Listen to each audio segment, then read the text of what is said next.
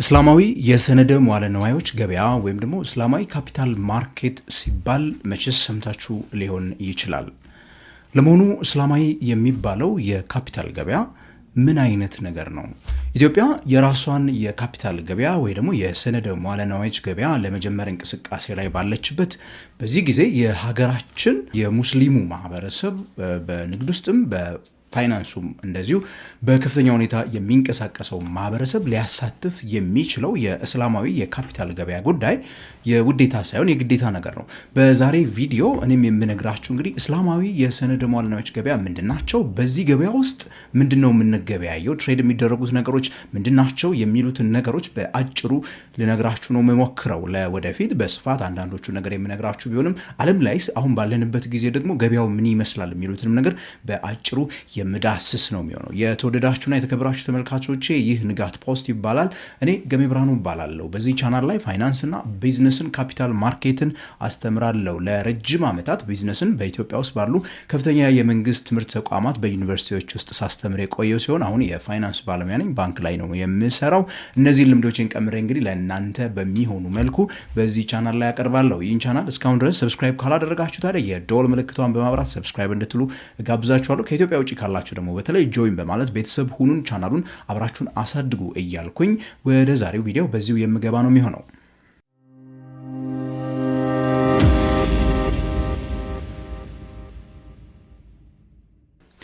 የተወደዳችሁ ተመልካቾቼ በብዙ ጥያቄ መሰረት ለረጅም ጊዜ ከተዘጋጀሁበት በኋላ እንግዲህ ለእናንተ የሚሆን አንድ ስልጠና አዘጋጅቻለሁ። ይህ ስልጠና የሚሰጠው ለአንድ ወር ለተከታታይ በየሳምንቱ ሲሆን ስልጠናው ለአሁኑ የሚሰጠው የመጀመሪያ ዙሩ በቴሌግራም ቻናል ላይ በላይቭ ነው የሚሰጠው። በስልጠናው ላይ በዋናነት የምናነሳው በኢትዮጵያ ካፒታል ገበያ ውስጥ ኢንቨስተር ሆናችሁ መምጣት ለምትፈልጉ ትንሽም ሆነች ትልቅም ብር ያላችሁ ሰዎች እነዛን ብራችሁን እንዴት ኢንቨስት እንደምታደርጉ እንደ ኢንቨስተር ምን ማወቅ እንዳለባችሁ የካፒታል ማርኬት ኢንቨስተሮች ማስተር ክላስ የሚባል ሴሽን ነው የሚኖረን። እነዚህ ሴሽኖች እንግዲህ በ4 ሳምንታት በተከታታይ የሚደረጉ ሲሆን ማንኛውንም ስለ ካፒታል ማርኬት ኢንቨስተር በመሆን ውስጥ ያላችሁን ጥያቄዎች ሙሉ በሙሉ በዛ ሴሽን ላይ የምመልስላችሁ ነው የሚሆነው። ጥያቄዎቻችሁ በሙሉ እንዲመለስላችሁ የምትፈልጉ ከሆነ ይህንን ስልጠና መቀላቀል ይኖርባችኋል። ስልጠናውን እንግዲህ ለመካፈል ቴሌግራም ቻናሌን ሃንድሉን እታች አስቀምጥላችኋለሁ ሊንኩን። እዛ ሊንክ ላይ 1000 ብር የከፈላችሁ ስሊፑን ከላካችሁልኝ ከታች በተቀመጠው አካውንት ነምበር ማለት ነው የዛ ቴሌግራም ግሩፕ ውስጥ አባል አድርጋችኋለሁ። የዩኒቨርሲቲ ተማሪዎች ካሉ ደግሞ ትምህርቱን በነፃ እንሰጣችኋለን። ለዚህም ደግሞ የትምህርት ቤት መታወቂያችሁን ብቻ ፎቶ እያነሳችሁ እዚህ ላይ የምትልኩልኝ ነው የሚሆነው ማለት ነው። እነዚህ ሰዎችን ሌሎች ሰዎችም ጋር እንዲሁ ደግሞ እየደረስን እንድንሄድ ይህንን ትምህርት ይበልጥ ደግፋችኋለሁ፣ ስፖንሰር አድርጋችኋለሁ የምትሉ ሰዎች ካላችሁ ደግሞ እንግዲህ እንዲሁ አናግሩን። እዛ ላይ መልእክት እንድታስቀምጡልን እንጋብዛችኋለን።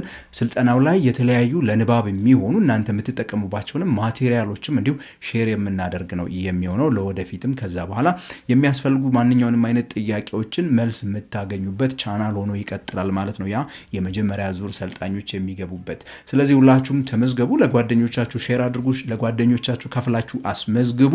በየሳምንቱ ቅዳሜ ልክ ምሽት ከ1 ሰዓት እስከ 3 ሰዓት ኦር እስከ 4 ሰዓት ባለው ታይም ላይ እየተገናኘን ላይቭ በ4 ሴሽኖች እንማራለን ማለት ነው። ለዛሬ ወደ አዘጋጀሁት ቪዲዮ ልግባ። እንግዲህ እስላማዊ ካፒታል ገበያ የምንለው ደግሞ ምንድን ነው? እስላማዊ የካፒታል ገበያ አሁን ባለው ጊዜ በትሪሊዮን ዶላሮች የሚንቀሳቀስበት ካፒታል ገበያ ዘውግ ነው። በነገራችን ላይ በተለያዩ ሀገራት ኢንፍራስትራክቸሮችን እየገነቡበት ያለ ብዙ ገንዘቦች የሚንቀሳቀሱበት መንገዶች፣ ትምህርት ቤቶች፣ ፋብሪካዎች፣ ቢዝነሶች እየተስፋፉበት ፕሮጀክቶች እየተሰሩበት ያለበት ገበያ ነው እስላማዊ የምንለው የካፒታል ገበያ። ኢትዮጵያም እንግዲህ ካፒታል ገበያን ከመጀመሪያዋ ጋር ተያይዞ ይህንን የካፒታል ገበያ ዘርፍ ወደ ስራ ለማስገባት በእንቅስቃሴ ላይ እንዳለች መቼስ የተለያዩ ዜናዎች በቅርብ ጊዜ ሲነገሩ ሰምታችሁ ሊሆን ይችላል። እና ምንድን ነው እስላማዊ የካፒታል ገበያ ብለን እንጀምር። እስላማዊ የሰነድ መዋለ ንዋዮች ገበያ ወይም ደግሞ ሸሪያ ኮምፕላያንት የሆነው ይህ የካፒታል ገበያ እንግዲህ በሸሪዓው መርሆች ላይ ተመስርቶ የሚደረግ የካፒታል ገበያ እንቅስቃሴ ነው። የካፒታል ገበያ ካስታወሳችሁ እንግዲህ ምንድነው? ድርጅቶች ወይ ነጋዴዎች ሊሆኑ ይችላሉ፣ መንግስታት ሊሆኑ ይችላሉ። እነዚህ አካላት ገንዘብ በሚፈልጉበት ሰዓት፣ ካፒታል በሚፈልጉበት ሰዓት ካፒታልን ሄደው ሬዝ የሚያደርጉበት፣ ለስራቸው ለፕሮጀክታቸው ማስፈጸሚያ የሚያስፈልጋቸውን ገንዘብ ሄደው የሚያገኙበት ስፍራ ነው። ይህንን በማድረግ ሂደት ውስጥ ደግሞ ካፒታል የሚያቀርቡ ገንዘብ ያላቸው ሰዎች ሰነዶችን ይገዙና ያንን ካፒታል ለነዛ ድርጅቶች ይሰጣሉ። ይህንን ማድረግ ውስጥ የሸሪዓ መርሆች ሲገቡበት ማለት ነው። እንግዲህ የሸሪዓ መርሆች ስንል በዋናነት ፍትሐዊነትን ያው መሰረት ያደርጋሉ። እንዲሁም ደግሞ ሪስክን አብሮ ሼር የማድረግ አይነት ጉዳይ ነው የምናነሳው። የእስላማዊ ፋይናንስ አንድ ወሳኝ ትርጉም አለች። እሷም ገንዘብን ወይ ደግሞ እኛ የምንጠቀመው ለምሳሌ ብር ኦር ዶላር ኦር ድርሃም የምትሉትን ገንዘብን እንደ ኮሞዲቲ ለብቻው አይመለከተውም እስላማዊ ፋይናንስ። ማለትም ሰው ገንዘብን በራሱ እንደ አንድ ኮሞዲቲ እንዲገበያዩ አይፈቅድም። እሱ ላይ ስፔኩሌት አድርጎ ትርፍ እንዲያተርፍ አይፈቅድም። ከዛ ይልቅ ገንዘብ መገበያያ ነው። ገንዘብ ከጀርባው ሪል የሆነ ኢኮኖሚክ አሴት ሊኖረው ይገባል የሚል መሰረታዊ እሳቤ ይኖረዋል። እዚህ ላይ ነው የሚመሰረተው። ከዛ ባለፈ ግን ዋና ዋና የሆኑ ሸሪዓው ላይ የሚመሰረቱ መመሪያዎችን ልንገራችሁና ልጀምር።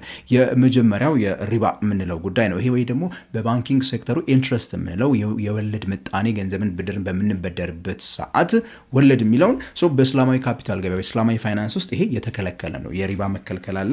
ሌላኛው ደግሞ ገራር የሚባለው ገራር የምንለው እንግዲህ የበዛ አንሰርቴኒቲ የምንለው ወይ ደግሞ እንግዲህ እርግጠኛ ያልሆነ ስፔኩሌሽን ላይ የተመሰረተ አንድ ነገር ስራ ትርፍን ያተርፋል አያተርፍም፣ የሚፈለገውን ገንዘብ ያመጣል አያመጣም የሚለውን ነገር እርግጠኛ ያልሆንበትና በጣም ስፔኩሌሽን የሞላበት እንዲሁም መይስር የሚባለው ቁማርን ወይ ደግሞ ይሄ ጋምብሊንግ እንደምንለው እነዚህ ነገሮች የተከለከሉ ናቸው። ከዛ ባለፈ ደግሞ እስላማዊ ስነ ምግባርን የተከተሉ ንግዶች ላይ ብቻ ያተኩራል። ማለትም ለምሳሌ የአልኮል ንግድ፣ በምግብ ደረጃ ለምሳሌ ሐራም ተብለው የሚጠቀሱ የምግብ አይነቶችን መጠቀም የሚከለክል ወይ ደግሞ ማህበረሰቡን ይጎዳሉ ተብለው በእስላማዊ ስርዓት ውስጥ የተቀመጡ ነገሮችን የሚያመርትና እነዛ ላይ የሚሳተፍ የማንኛውንም ቢዝነስ ሰነደ መዋለ ንዋዮች ወይ ደግሞ የካፒታል ማሰባሰብ ሀሳብ የማይቀበል ማለት ነው።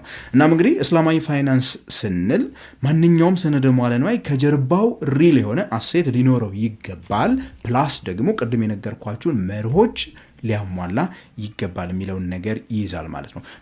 በእስላማዊ የሰነደ መዋለ ንዋዮች ገበያ እንግዲህ የተለያዩ አይነት ፕሮዳክቶች አሉ።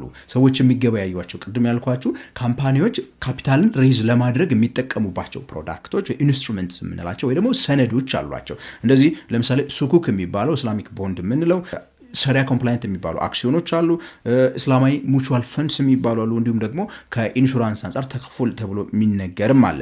አንድ ባንድ እነዚህ ምን እንደሆኑ በኋላ ላይ መልሼ የምነግራችሁ ነው የሚሆነው። ታዲያ እስላማዊ የካፒታል ማርኬት ወይ ደግሞ እስላማዊ ፋይናንስ አሁን ባለንበት ዘመን የ3 ትሪሊዮን ዶላር ኢንዱስትሪ ነው። የዋዛ እንዳይመስላችሁ። ለምሳሌ በሀገረ ማሌዥያ ብትሄዱ 60% የሚሆኑ የግል የንግድ ተቋማት ቦንድ ሲሸጡ ማለት ነው ብድርን ለመበደር ካፒታል ማርኬቱ ላይ በሚፈልጉበት ሰዓት በሱኩክ መልኩ ነው የሚወስዱት። እስላማዊ ቦንዶችን በመሸጥ ገንዘብ ያገኛሉ። እዛ ሀገር ብትሄዱ እንግዲህ መንግስታትን ቢሆኑ የተለያዩ መንገዶችን ሃይዌዎችን ሲገነቡ በዚህ መልኩ ያደርጋሉ። በብዙ ሀገራት ብትሄዱ ለምሳሌ ዱባይ ብትሄዱ የአሜሪካው የናዝዳቅ የሚባለው የተለያዩ ቴክ ካምፓኒዎች ላይ የሚሸጡበት ማለት ነው። ለምሳሌ እሱ ስፔሻል የሆነ ናዝዳቅ ዱባይ ሱኩክ ሴንተር የሚባል አለ። እንግዲህ ይሄ የዓለማችን ተቋማት እስላማዊ የሆኑ ሰነዶችን ብቻ ናዝዳቅ ላይ ሊስት የተደረጉ የሚሸጡበት ማለት ነው። ሙስሊም አገራት ባልሆኑት ለምሳሌ እና ዩናይትድ ኪንግደም ብትሄዱ፣ ሳውት አፍሪካ ብትሄዱ መንግስታትም ሆኑ ተቋማት ሱኩክ በመሸጥ በተለይ መንግስታት ይሄንን ማህበረሰብ ታፕ እያደረጉ ካፒታል እየሰበሰቡ ስራዎችን ይሰራሉ ማለት ነው። እና በዓለማችን ላይ በስፋት እየሰራ ያለ ሞዴል እንደመሆኑ ኢትዮጵያ ደግሞ በጣም ብዙ የሙስሊም ማህበረሰብ እንዳላት ሀገር እስላማዊ ካፒታል ማርኬትን እስላማዊ የሰነደ መዋለ ንዋዮች ገበያን ወደ ተግባር ማስገባት ብዙም የጥያቄ ጉዳይ አይደለም። የአስፈላጊነት ጥያቄ ልታነሱለት የምትችሉት ጉዳይ አይደለም፣ የግዴታ ጉዳይ ነው የሚሆነው ማለት ነው። ባለፉት ረጅም ዓመታት ከወለድ ነፃ የባንክ አገልግሎት በተለይ ተከልክሎ ከፋይናንስ አካታችነት ርቆ የነበረው ማህበረሰብ ያው እንደምታውቁት በቅርብ ጊዜያት በተደረጉ የፖሊሲ ሪፎርሞች ናቸው እስላማዊ ባንኮችን አዘ ፉል ፍሌጅድ መመልከት የጀምር ነውና ይህ በካፒታል ማርኬቱም ረጅም ጊዜ መውሰድ የማይጠበቅበት መሆኑን ማሳያ ነው ብዬ ነው የማስበው ማለት ነው።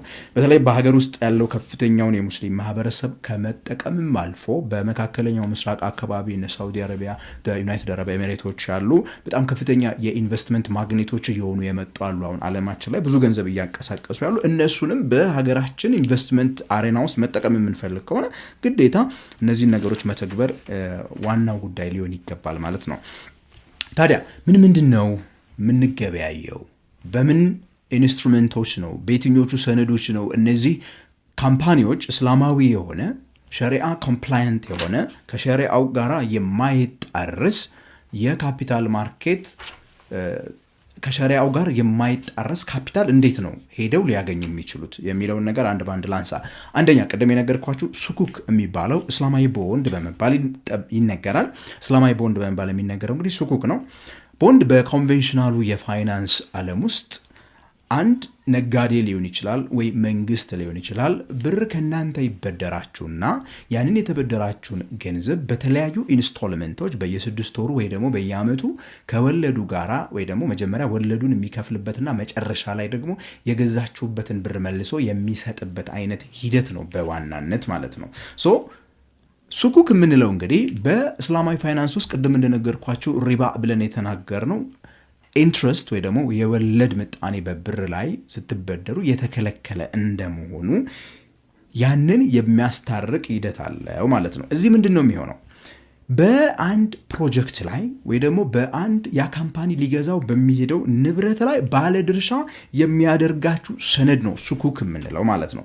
ስለዚህ ሰነዱን የገዙ ሰዎች ንብረቱ በሚያስገኘው ገቢ ወይ ደግሞ በሚያስገኘው ትርፍ ላይ በሚያስገኘው ኪራይ ላይ ተካፋይ ነው የሚሆኑት ማለት ነው። ሱኩክ ሲሆን የፕሮጀክት ገቢ ሊሆን ይችላል፣ ከኪራይ ሊሆን ይችላል። ለምሳሌ በማሌዥያ ብትሄዱ፣ ናይጄሪያ ብትሄዱ፣ በእነዚህ የመሳሰሉ ሀገራት መንግስታት የተለያዩ ፕሮጀክቶችን በሚፈጽሙበት ሰዓት የመንገድ ፕሮጀክቶች ሊሆኑ ይችላሉ፣ ትምህርት ቤቶችን ሲያሰሩ ናይጄሪያ ለምሳሌ አንዳንድ ስቴቶች ላይ በዚህ መልኩ ሱኩክ ይሸጣሉ ማለት ነው። ለምሳሌ እንዴት መሰላችሁ? የአዲስ አበባ አዳማ ፈጣን መንገድን አስቡት። አሁን የአዲስ አበባ አዳማ ፈጣን መንገድ መግቢያ መውጫ ላይ ገንዘብ ይሰበስባሉ አይደለ? መንገዱ ለተጠቀሙ ሰዎች ሂሳብ እያስከፈሉ ማለት ነው። እንደዚህ አይነት መንገድ ከዚህ ከአዲስ አበባ ለምሳሌ ወደ ጅማ ኦር ከአዲስ አበባ ወደ ደብረ ብርሃን ማሰራት ቢያስፈልግ ያንን መንገድ በእንደዚህ መልኩ ሱኩክ ከተሸጠ በኋላ ከሚገኘው ገቢ ላይ በየአመቱ ይህ መንገድ ከአዲስ አበባ አዳማ፣ ከአዲስ አበባ ደብረ ብርሃን ኦር ከአዲስ አበባ ጅማ የሚያስኬደው መንገድ ላይ የሚሰበሰበውን ኪራይ መካፈል ማለት ነው። ሪል በሆነ አሴት ላይ ባለቤት ግዴታ ልታደርጓቸው ይገባል ማለት ነው። የፕሮጀክቱ ባለቤት ነው የምታደርጓቸው። ከዛ በሚገኘው ገቢ ላይ፣ ከዛ በሚገኘው ኪራይ ላይ፣ ከዛ የሚገኘው ትርፍ ላይ ተካፋይ በማድረግ ሱኩክ የሚባለውን እስላማዊ ቦንድ መሸጥ ይቻላል። ካምፓኒዎች ይህንን ማድረግ ይችላሉ። የሸሪያ ኮምፕላያንት የምንለው አንዱ እሱ ነው። ሁለተኛው እንግዲህ ይሄ ያነሳውላችሁ ሱኩክ የዕዳ ሰነድ ነው። በካፒታል ገበያ ውስጥ የዕዳ ሰነድ የምንለው ነው። የድርሻ ሰነድ ደግሞ ሸሪያ ኮምፕላያንት የሆኑ የድርሻ ሰነዶች ወይ ደግሞ አክሲዮኖች ደግሞ አሉ። እነዚህ እንግዲህ የሸሪያ ህጉን የሚያሟሉ መሆን አለባቸው። ሰነዶቻቸውን የምትገዟቸው እነዚህ ሰነዶቻቸውን ለመሸጥ የሚመጡ ካምፓኒዎች ሐላል በሆኑ አገልግሎቶች ላይ፣ ሐላል በሆኑ ሰርቪስስ፣ ሐላል በሆኑ ፕሮዳክቶችን በማምረት ላይ የተሰማሩ ተቋማትን ብቻ ነው ሊስት የምናደርግበት እዚህኛው ቦታ ላይ ማለት ነው። ሐራም የምንላቸው የስራ አይነቶች ውስጥ የሚሳተፉ ቅድም የጠቀስኩላቸው ለምሳሌ አልኮል ምርት ሊሆን ይችላል፣ የጦር መሳሪያ ምርት ላይ የሚሰማሩ ሊሆኑ ይችላል። ብቻ የተለያዩ ሰዎችን የሚጎዱ ተብለው በእስላማዊ ህጉ የተቀመጡ ነገሮችን የሚያመርቱና እነዛን የሚሸጡ ተቋማትን አክሲዮን ሙሉ በሙሉ የማያስገባ ቅድም የነገርኳቸው ለምሳሌ ዱባይ ላይ ናዝዳቅ የሚባለው የሱኩክ ሴንተር እንደዚህ አይነት ቬት የተደረጉ ከሐላል የሆኑ ፕሮዳክቶችን ሐላል የሆኑ ሰርቪሶችን ይሰጣሉ ተብሎ የታሰቡ ካምፓኒዎች ብቻ ሊስት የሚደረጉበት የናዝዳቅ ሱኩክ ሴንተር ዱባይ ላይ አለ። እንዳልኳችሁ እንደዚህ አይነት ሴንተሮች ይኖሩታል ማለት ነው። እና ስፔኩሌቲቭ ያልሆኑ ይሄ ቁማር የሚመስል አይነት ስራ ላይ የማይሳተፉ ካምፓኒዎች ማለት ነው።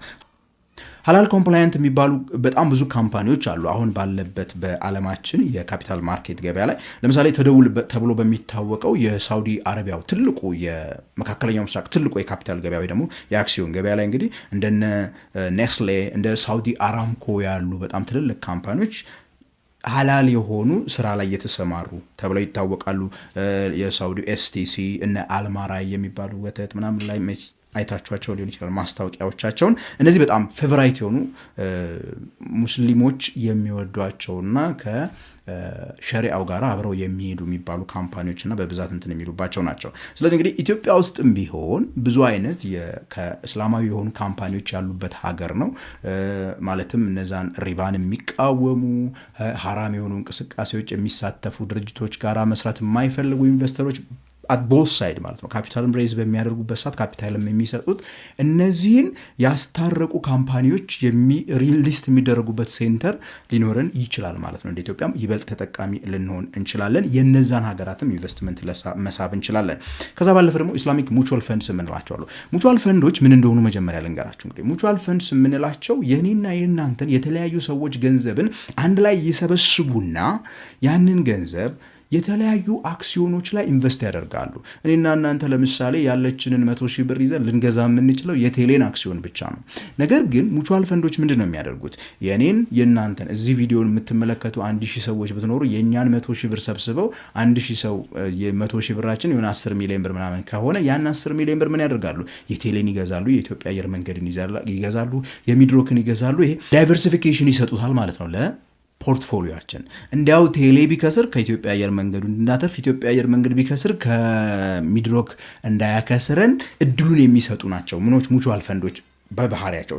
እንደዚሁ እስላማዊ የሆኑ ሙቹዋል ፈንዶች የምንላቸው እንግዲህ ቅድም ከላይ የጠቀስናቸውን አይነት ፖርትፎሊዮ በውስጣቸው ይዘው ያሉ ካምፓኒዎች ብቻ የሚኖሩበት ማለት ነው። ሐላል አምራች የሆኑ ሐላል አገልግሎት ሰጪ የሆኑ ካምፓኒዎች የሚኖሩበት እንዲሁም ደግሞ ሱኩክ ፕሮዳክቶችን እንደ ሱኩክ አይነት ፕሮዳክቶችን ብቻ የሚገዛ እነዛን አቅፎ የያዘ እንደዚህ አይነት ፖርትፎሊዮዎች ላይ ብቻ ሸሪዓውን የተከተሉ ፕሮዳክቶች ላይ ብቻ ኢንቨስት የሚያደርግና የኛን ማለትም የደንበኞቹን የሙቹዋል ፈንድ ውስጥ ሄደን አክሲዮን የምንገዛቸውን ሰዎች ፍላጎት ወይ ደግሞ ከሸሪዓ ኮምፕላያንት የመሆን ፍላጎትን የሚያሟሉ ተቋማት ላይ ብቻ ኢንቨስት የሚያደርጉ ሙቹዋል ፈንዶች ላይም እንዲሁ ሄደን ገንዘባችንን ልንሰጥ እንችላለን ማለት ነው። የተወደዳችሁና የተከበራችሁ ተመልካቾቼ ታዲያ እስላማዊ የካፒታል ማርኬት በኢትዮጵያ መጪው የካፒታል ገበያ ውስጥ የውዴታ ግዴታ ሆኖ የሚመጣ ነገር መሆኑን ከዚህ መመልከት ትችላላችሁ። እኔና እናንተም በዚህኛው ገበያ ውስጥ መሳተፍ የምንፈልግ ከሆነ እንግዲህ ከላይ የተጠቀሱትን አይነት ፕሮዳክቶች፣ ኢንስትሩመንቶች ወይ ደግሞ ሰነደ መዋለ ነዋዮች ይኖሩናል ማለት ነው። ጥያቄና አስተያየት ካላችሁ በጣም ግር ያላችሁ ነገር ካለ ታዲያ ኮሜንት ሴክሽን ላይ ጻፉልኝ። ደግሞ በቻልኩት መጠን ልመልስላችሁ እሞክራለሁ።